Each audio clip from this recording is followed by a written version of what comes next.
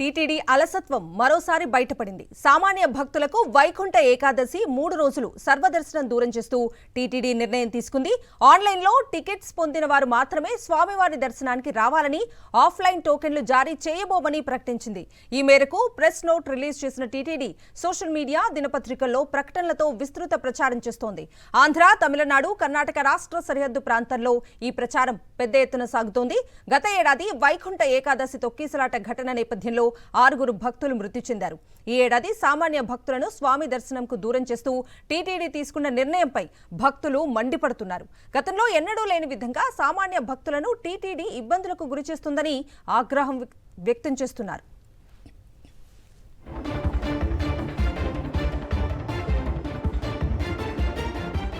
Token విధానం ఉంటే బాగుంటుంది, భక్తులందరికీ కూడా ఇబ్బంది ఉండదని చెప్పేసి ఫస్ట్ నిర్ణయం తీసుకున్నారు.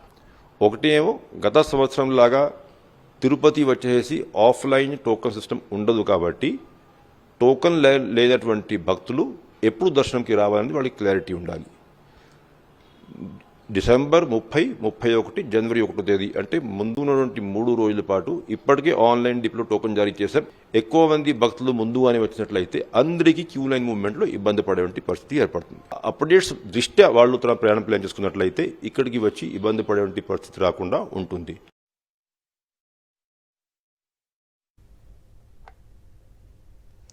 ఇదే అంశానికి సంబంధించి పూర్తి డీటెయిల్స్ అందించడానికి మా ప్రతినిధి మూర్తి లైవ్ లో జాయిన్ అవుతున్నారు. మూర్తి, చెప్పండి, వైకుంఠ ఏకాదశి 3 రోజులు సర్వదర్శనం దూరం చేస్తూ టీటీడీ నిర్ణయం తీసుకున్నట్లుగా చూస్తూ ఉన్నాం. ఈ అంశానికి సంబంధించి పూర్తి డీటెయిల్స్ ఏంటి? మహేశ్వరి అఖిలాండ కోటి బ్రహ్మాండ నాయకుడు సప్తగిరిలో కొలువైనటువంటి వెంకటేశ్వర స్వామి దర్శనానికి, ప్రధానంగా వైకుంఠ ద్వార దర్శనానికి పెద్ద ఎత్తున భక్తులు ఏడాది మొత్తం ఎదురు చూస్తూ ఉంటారు. ఈ నేపథ్యంలో ప్రధానంగా స్వామివారి దర్శనానికి వచ్చేటువంటి భక్తులకు ఆఫ్లైన్లో టికెట్ల జారీ ప్రక్రియ నిలిపివేయటం ఇప్పుడు భక్తుల నుంచి తీవ్ర స్థాయిలో నిరసన వ్యక్తమవుతోంది.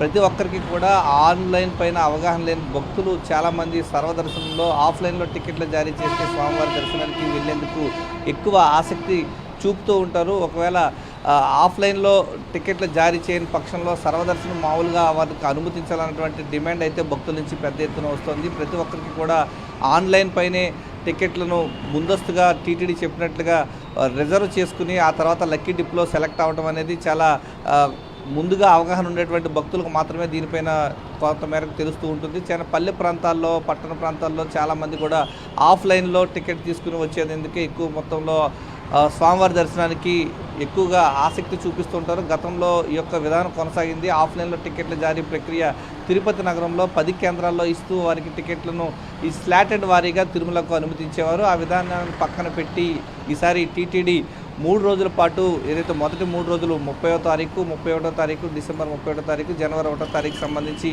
ముందస్తుగా 5 రోజుల పాటు ఆన్లైన్లో ఈ యొక్క రిజిస్ట్రేషన్ చేసుకున్న వారికి లక్కీ డిప్ ద్వారా ఎంపికైనటువంటి 1,89,000 మందికి ఈ 3 రోజుల పాటు యొక్క తిరుమల శ్రీవారి దర్శనానికి సర్వదర్శన కింద అనుమతిస్తామంటూ టీటీడీ ప్రకటన చేస్తుంది. దాని ప్రకారంగా పత్రికల్లో కూడా ఈ యొక్క ప్రకటన చేయడం ఈ యొక్క భక్తులు, సామాన్య భక్తులన్నీ గందరగోళానికి గురి చేస్తుంది. ఈ యొక్క అంశానికి సంబంధించి భక్తులు చాలా ఇబ్బందులు పడేటువంటి అవకాశాలు కనిపిస్తూ ఉన్నాయి.